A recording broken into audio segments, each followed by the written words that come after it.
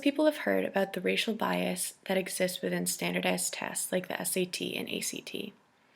So why is something that is commonly known to be biased still permitted to exist and still permitted to play such a large part in determining who is held back a grade, who graduates from high school, and who goes on to attend college? Perhaps because there has been no conclusive evidence that proves these biases truly exist, biases that prevent young non-white students from achieving their goals and dreams. However, according to fairtest.org, an organization that, quote, works to end the flaws of standardized testing to ensure that evaluation of students, teachers, and schools is fair, open, valid, and educationally beneficial, end quote. In the case against the Texas TAAS test, a standardized test, evidence was brought forward showing that standardized tests were in fact built upon racial bias. Professor Martin Shapiro of Emory University describes how Texas uses point-by-serial correlations in deciding which questions to put on the standardized test. For those of you who don't know what point-by-serial correlations are, items with high point-by-serial correlations are those which are usually answered correctly by students who score high on the test as a whole. Questions with lower correlations are questions that many low-scoring students get right. The Texas TAAS test uses items with high biserial correlations. As you can deduce, this creates a vicious cycle and a self-fulfilling prophecy.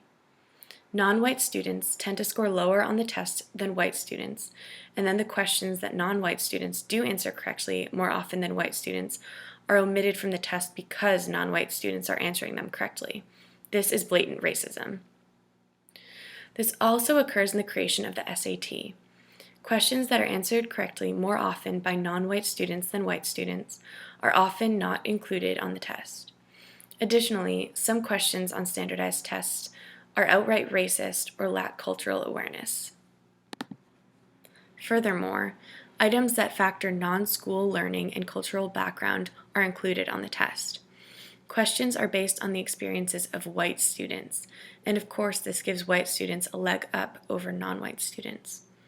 And if teachers are teaching to the test, as programs such as No Child Left Behind and Obama's Race to the Top encourage, teachers will overlook teaching methods that use multicultural approaches. This implication of this negligence is that the white middle-class culture is the superior culture. According to parentsacrossamerica.org, which also cites Fair Test research, communities of color are not as concerned about standardized testing as the white community.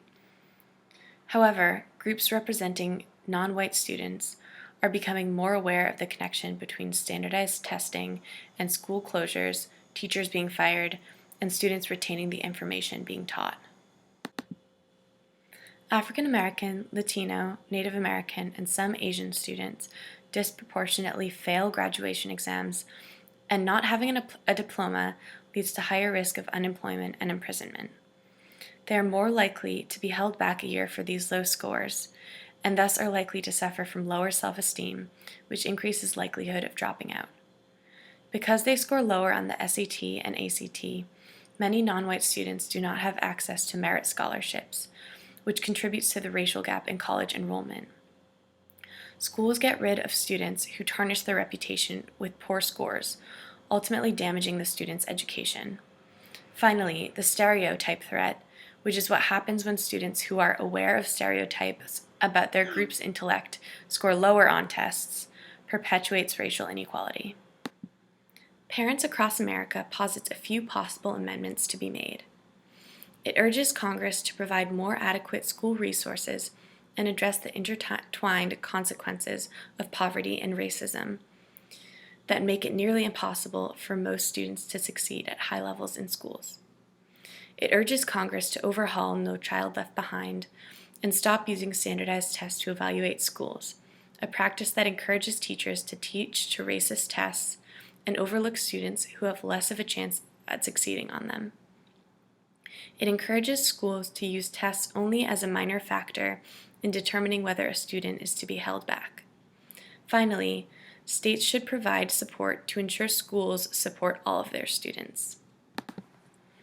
According to Steve Perry, principal and founder of the Hartford Capital Prep School in Hartford, Connecticut, the purpose of the SAT is to predict success in college. Non-white students are predicted not to do well when in fact they could. If colleges use the SAT to determine whom to accept, they will mistakenly understand the scores to mean that non-white students would be less likely to succeed at their school. Schools who do not look at SAT scores take in a more diverse student body, their GPA stays the same, and they graduate students at the same rate. When income of parents and education levels of parents are the same, disparities in SAT scores are still there. As a result, one can conclude that the test itself is innately biased against non-white students.